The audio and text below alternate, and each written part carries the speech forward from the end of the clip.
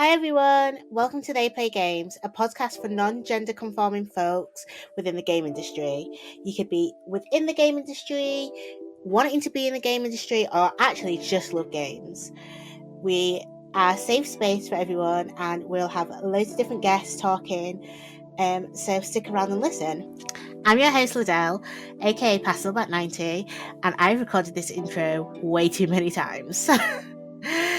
I hope you enjoy this podcast, and if you like it, please subscribe on your app that you're listening to it on, and keep listening. Today we're joined by Sarah. So Sarah, do you want to say hi? Hello, I'm Sarah. My pronouns are they, them. I'm a graphic designer in the games industry. Hi, and thank you so much for joining us. Today's topic, we are going to be discussing mental health and intersectional identities, which is a really big word, and we will get into that. Well. It's a big topic, big word, two big topics, two big words. So we're going to break them down, and you know how I can't handle tongue twisters, so it's already going to be a mess. Okay, so let's start on intersectional identities first, which is obviously the opposite of what I sent you to prepare you. You know me, I like to mix things up. So how would you define an intersectional identity for those who don't know? Yeah, so I guess most people are familiar with like minorities and minority identities in terms of LGBT people, people with disabilities, people of color, and things like that. Intersectionality is where two or more of those identities intersect. And it's about, like, as a concept, it's about recognizing the combined and unique difficulties when you have more than one minority identity, and how it affects how you deal with things in life. And that literally, so for ages, I never put that. Well, I still don't put that term because I can't say it to anything. But most people don't realize how big it affects so many people. Yeah, for sure. I think it's really good when you're thinking about doing things in the diversity and inclusion space, because you need to make sure you're aware of intersectionality as a concept, and that someone who comes to you who is Black and disabled is going to have different needs to someone who is just Black or someone who's just disabled.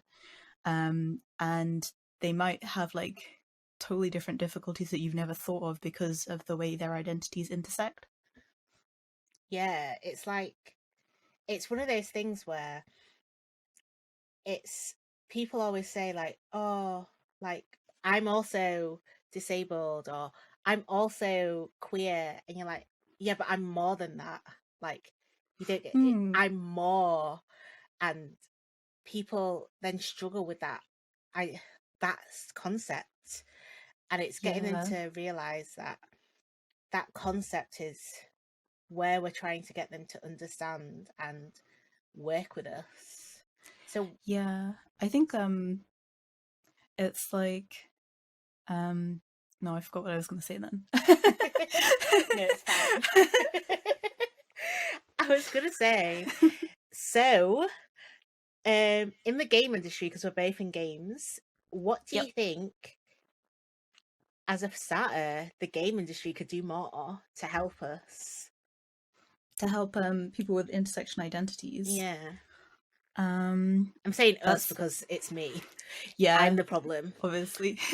We are the problem. Yeah. Imagine being a person of color who also uses pronouns that are non-normal. I don't know how else to describe it. Imagine being a person of color who uses they them pronouns. So difficult. Just pick one. I know, right? Sorry.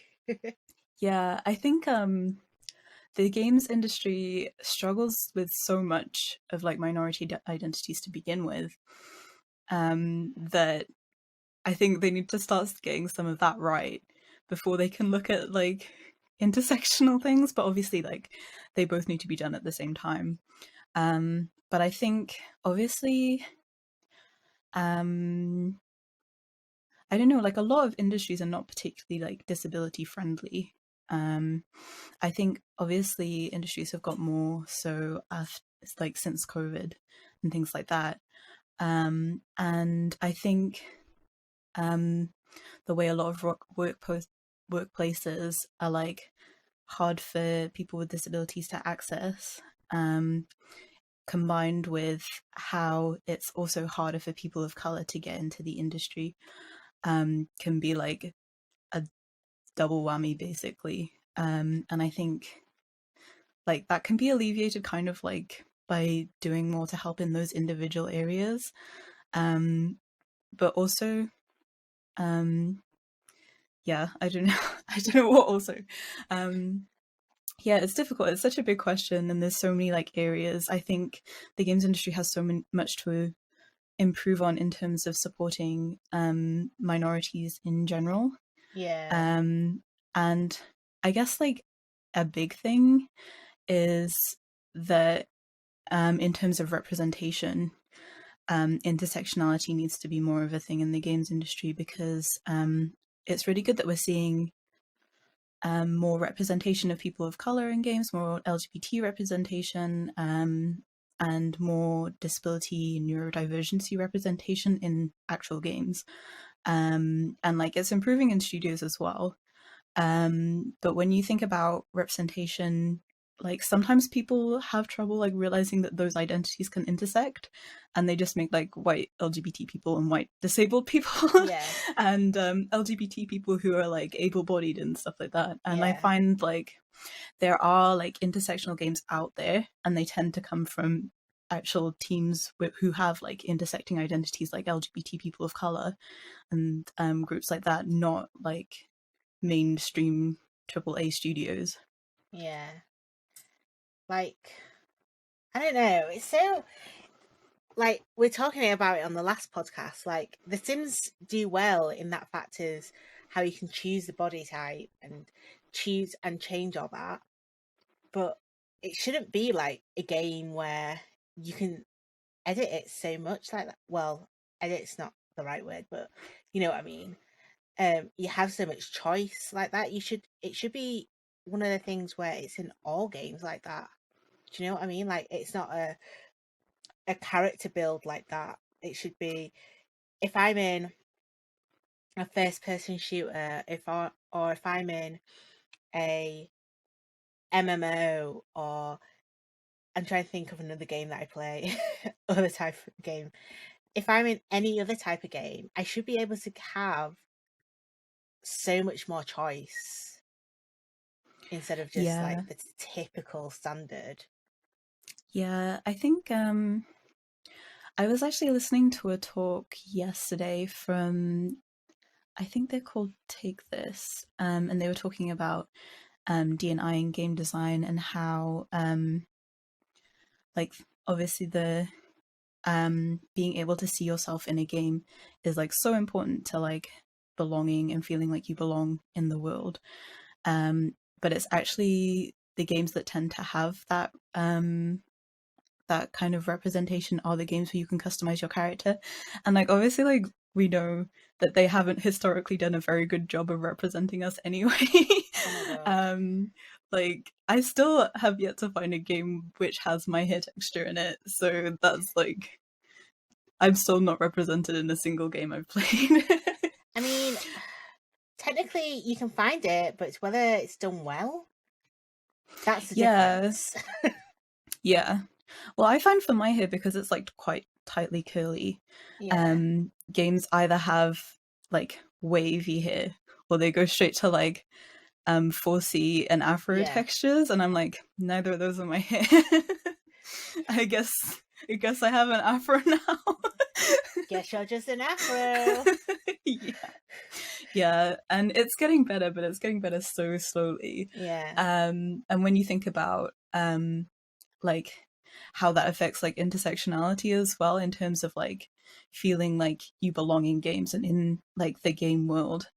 If it's so hard to even find characters that represent one of your identities, if you have like two or more identities, it's like impossible. Like, how are you ever going to find a character who's got the same like ethnic background as you and is also your sexuality, especially if you're not LGBT and like you're another kind of identity which is like less commonly seen as well. Right? Like, it's so silly. I say silly. It is, I mean, silly is actually the right word. So, if you look at the major skin tones that are used, there's like normally 8, isn't there? There's like Yeah. 8 skin tones. And sometimes I feel like I'm hashtag blessed. I don't know why I said that. I feel blessed. I feel like I'm hashtag blessed that I am black, because people go, we need to include blacks. But if I was any other Yeah. skin tone, and I was from any other nationality, or I was any other race that wasn't white, black, I wouldn't be represented. And Yeah. I would feel so left out in games.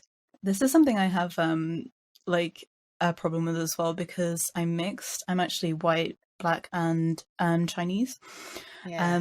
So my skin tone is like kind of like in the middle somewhere. But most games, if they have like 4 skin tones, or sometimes even if they have 8, the shade goes from like tanned white person to black person. Yep. And I'm like, You're not I'm there. like, maybe if I stood out in the sun for 3 days, I would look like this. And it's so silly, because it's like there's so many skin tones within the world. Like, you're just not. Yeah. I know Like, a lot of games now, they just give you like the color like block or the color wheel, but then I'm like, well, I'm gonna be a shiny chrome person. right? I always Instead of choose purple. I'm like, yeah, well, I'm yeah, a like purple little fox today. Saints Row lets you change absolutely everything, but they also just let you be a metal person, so I'm like, why would I not be a metal person? Why would I be a silly little human? Right? And that's how we get to how we are. Yeah. Like, But yeah, I think that also like kind of comes from not ever being able to make myself in games. Like when I actually have the option, I'm like gonna go for like the weirdest thing possible, because I guess for me, it's kind of like if I can't be myself, then I'm gonna be like the furthest thing possible from everything I am, and my like dream like fantasy version of myself is not even gonna be a person. and that's okay.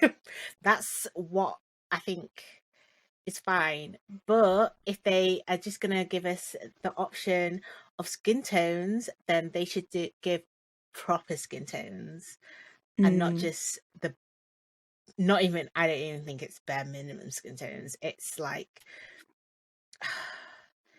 it's not even like bottom of the feet, bottom of the barrel.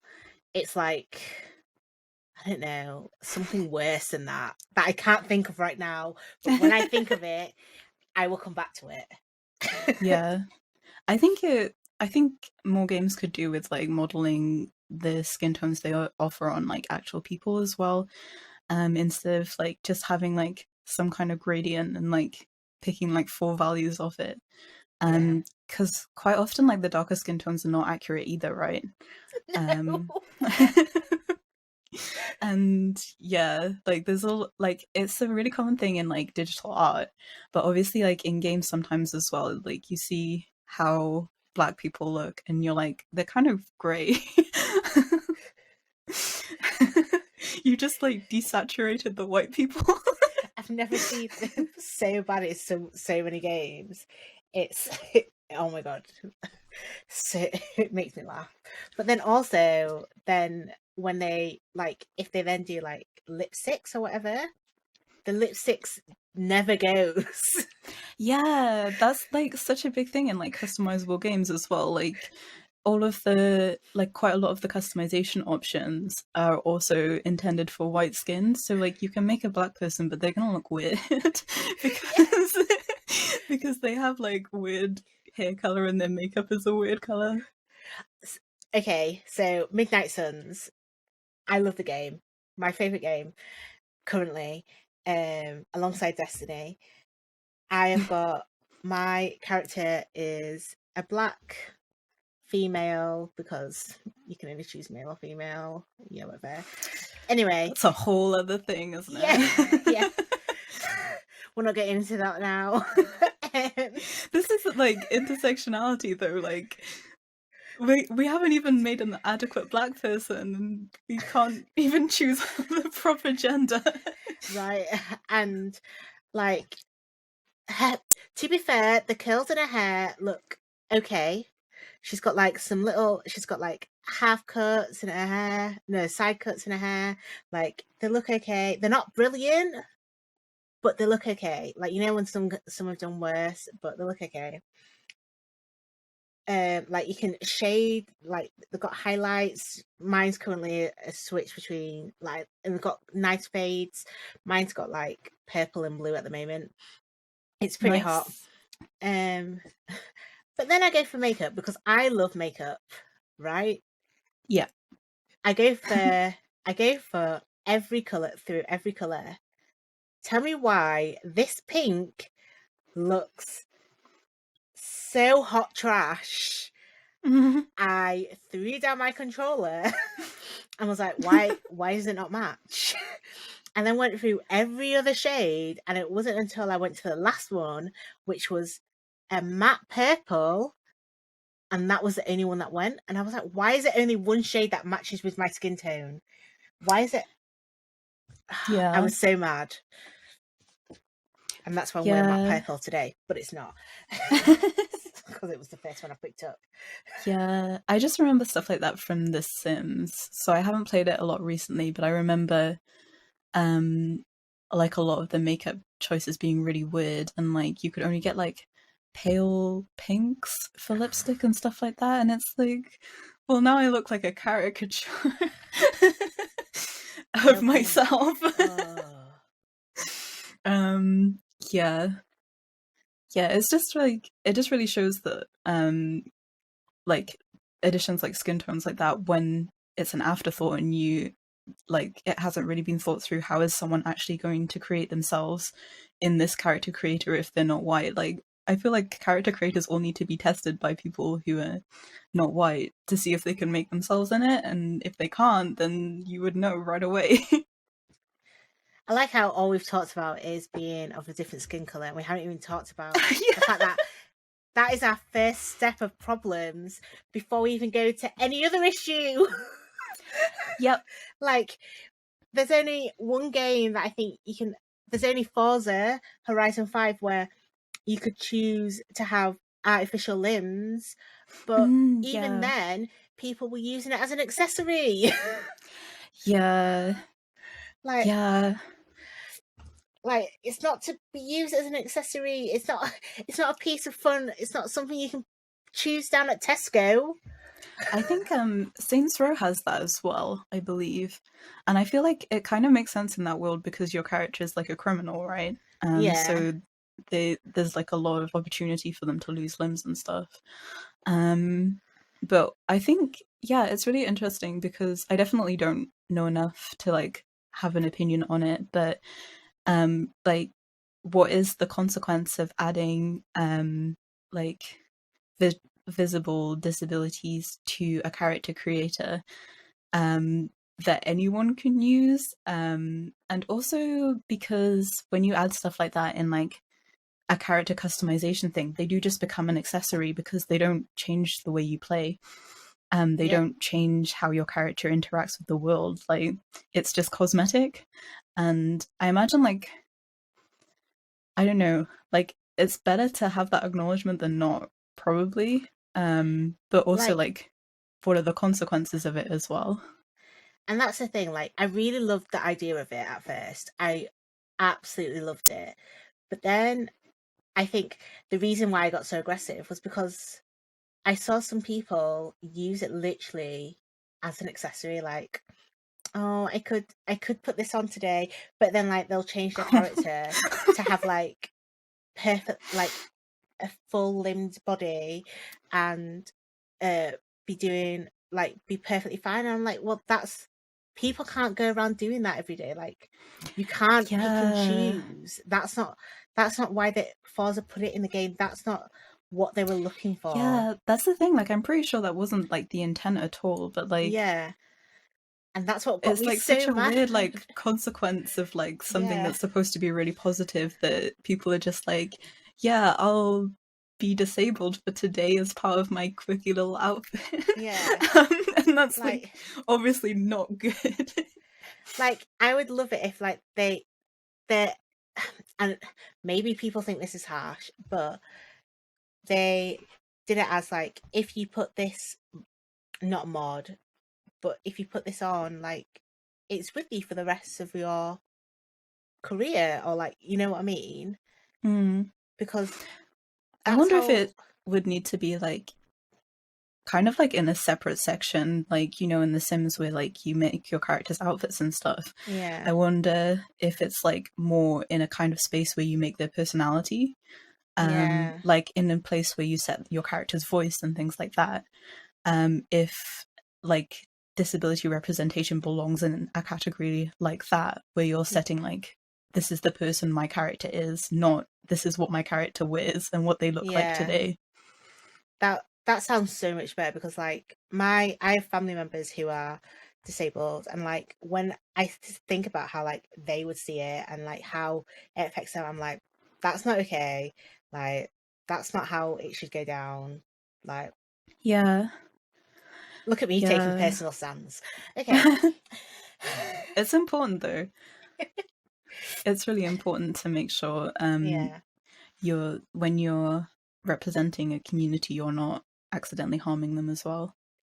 But I do have faith that Microsoft did not mean it like that. For anyone No. who's listening, we are not personally attacking them. We are just mad at the people in the community who do things like that. That's how I feel about it. Yeah, like it was obviously put in with like the best of intentions, but Yeah, and also like I don't even necessarily blame the people who are like using it like that, because that's how you can use it in the game. It's just um something that needs to be like taken on board as feedback and yeah, like thought about for the next round. Like, how do we make this more representative and not just an accessory? yeah. It's learning experiences, isn't it? Yeah. Talking about learning experiences, mental health. Oh Do you like that boy. little segue? Do you like the little segue? So mental health is a massive learning experience for the community as a whole. Especially I find with gender non-conforming people, is that we tend to, I want to say, struggle the most, because we're, maybe not the most, maybe I'm just being extra dramatic because it's me. If that's how you We, feel, yeah. that's valid. Please, someone, don't quote me on this saying that gender non-conforming people struggle the most. But we We are just, the most hard done by the in life. most. You find it in the sun or something. Um, we struggle because, we are questioning our bodies, and we're questioning how we feel about stuff. And when we're doing all that on top of everything, and people are misgendering us, and um using calling us different names and everything, it can give us all types of emotions. So that's why I think, personally, we are well, not that dramatic, but I do think mental health within our community is quite severe, and it's something that we need to keep each other safe, you know? Yeah, I agree. I think it's interesting when you look at the games industry specifically, because I think I can't remember Yuki overall, but I know at my studio we had like quite a high proportion of LGBT people at the studio. I think the games industry as a whole has like a higher proportion than average of LGBT people as an industry. I'm not sure about that though. I didn't have time to check before this. But my studio definitely did. And we also had like a higher than usual like people reporting mental illness as well. And I think it's very interesting how those things go hand in hand. I think, and especially like when you add like intersectionality into the mix, and you think about like what are the issues that are affecting LGBT people's mental health specifically. Like why do LGBT people tend to have high instances of anxiety and depression, and then also like why do people of color tend to have higher instances of anxiety and depression. And then when you think about, especially like with LGBT communities, knowing that your company has like a high proportion of LGBT people, how do you make sure that the mental health support you're providing is catered to that community, knowing that probably a high proportion of them are making up the high proportion of people with anxiety and depression in your studio? Yeah. I think it's a super interesting problem that the industry is facing. I think it's also one that, like, as especially in the game industry, it's one that definitely needs looked into. Like, I think there's been some amazing talks. Like, there's people who do amazing works going around studios on imposter syndrome, and I think most studios have at least diva days and mental health days where you are able. I'm saying that because we do, um, where we can. Me being like, I can, so I'm assuming others can. But I do also know that like studios are trying to combat it. Yeah, I kind of wonder if things like that go enough, though, go far enough, because they're so general. And obviously, like speaking about LGBT communities, Yeah, if your company has like a high proportion of LGBT people, like what specific mental health help do they need? Like, they might need LGBT specific like therapists. It's the same for people of color as well. Actually, like it's really hard to find therapists of oh color, my and I god, think yeah, yeah, don't anyone get me who's started. tried will know. Do not get me Like, I mean, started. it's hard to find a therapist generally, and I think for me, like personally, this is like a big place where like intersectionality comes into play, because I'm finding it so hard to find a therapist. Me And too. obviously, my ideal therapist would be a person of color who understands LGBT issues, or at least is going to call me the right pronouns. But in like actuality, I have to sacrifice like one or both of those things to even get a therapist. Right. Um, So, okay, let me pull you up on that. I say pull you up on it like you're wrong. Um, let's talk about this. So, why must we always sacrifice something? Okay, mm, so that's one of the reasons why I started this as well, because do you know, fact before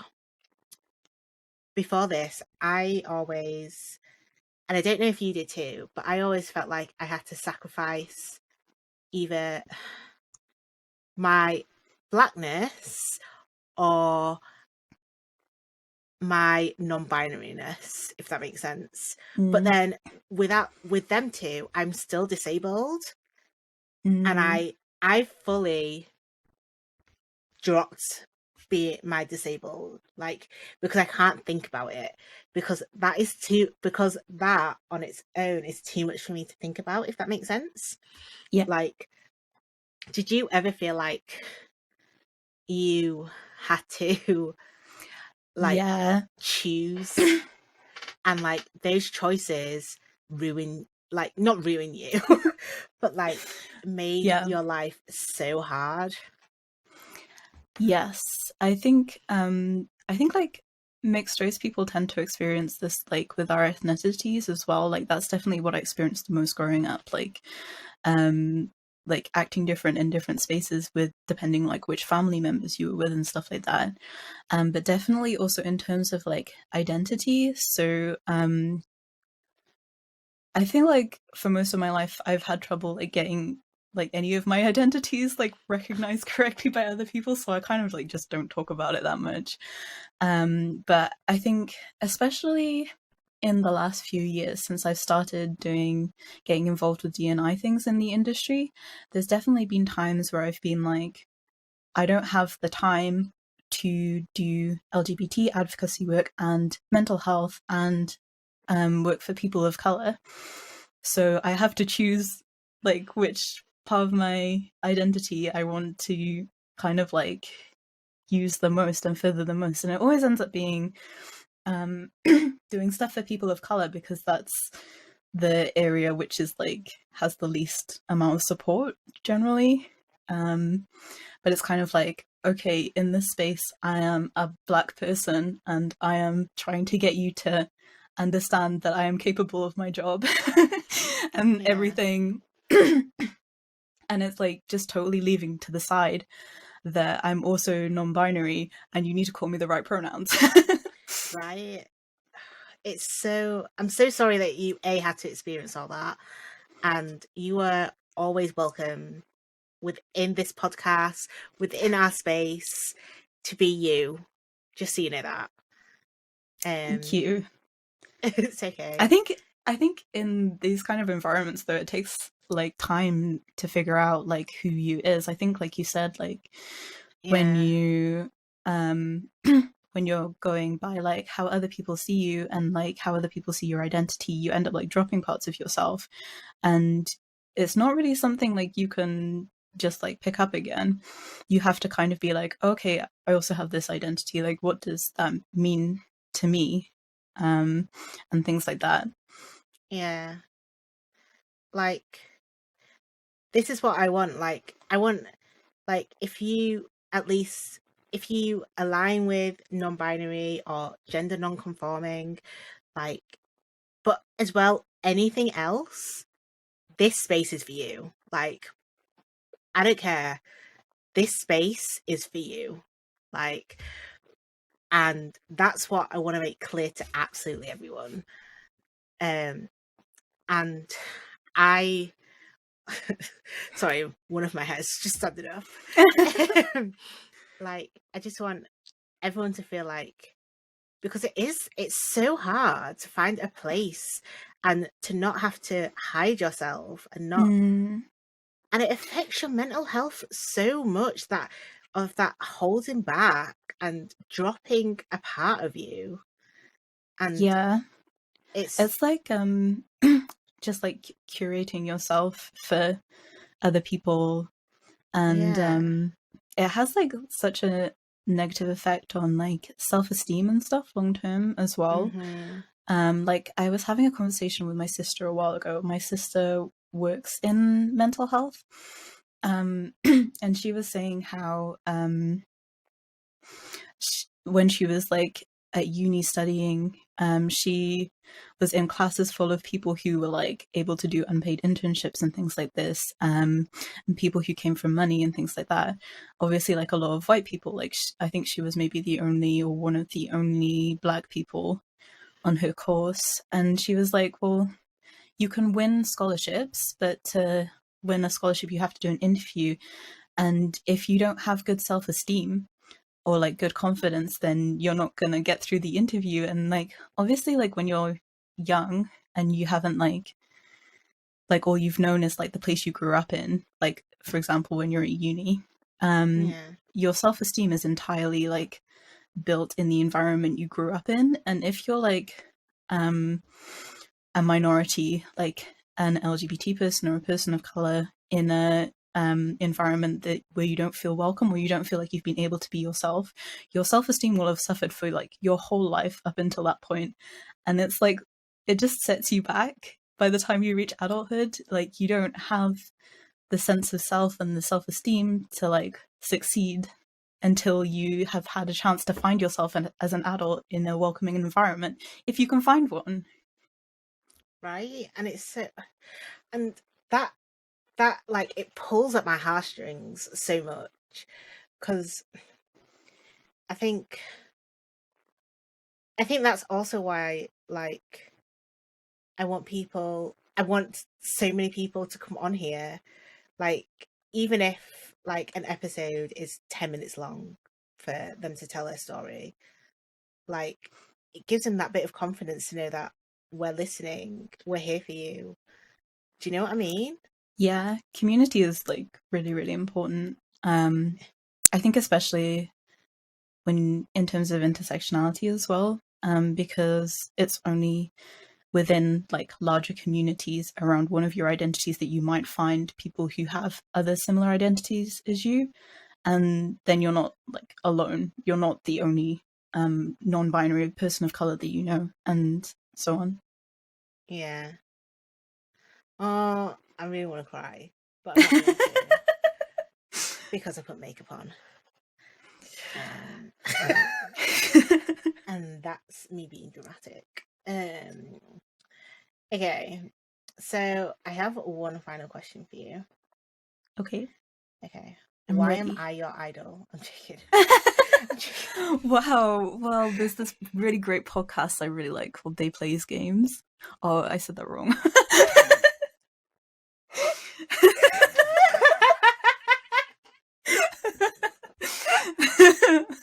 I apologize. Oh my god, that's too funny. Oh, that's too funny.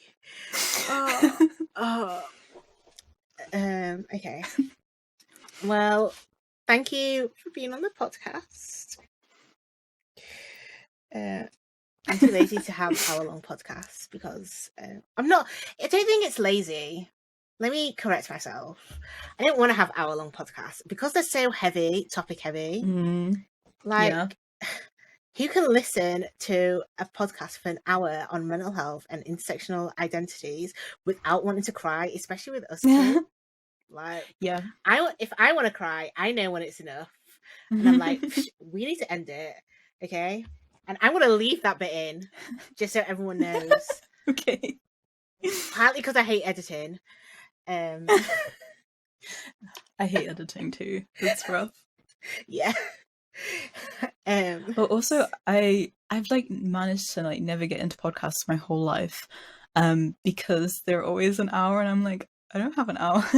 And I can't concentrate.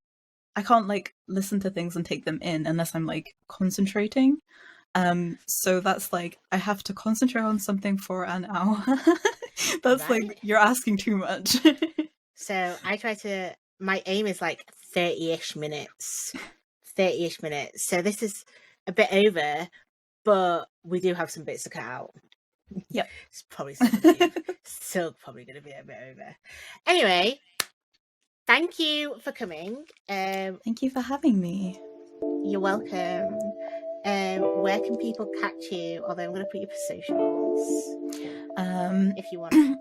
I'm IraWave pretty much anywhere. I'm also on LinkedIn, but I have the most common name in the world. My name is Sarah Taylor. You can try and search me. I'm a graphic designer. I can link it. Yeah, maybe that's the best option.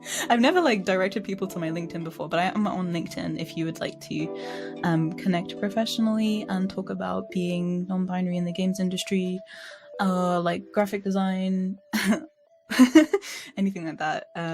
But you can also just DM me on Twitter. That's cool too. Yay. I'm IraWave on there. Yay, Sarah! Well, thank you all for coming to my podcast. I look forward to hearing from you all. That's a joke. I look forward to seeing you all at the next one, and I will see you all soon. Thanks. Bye. Bye.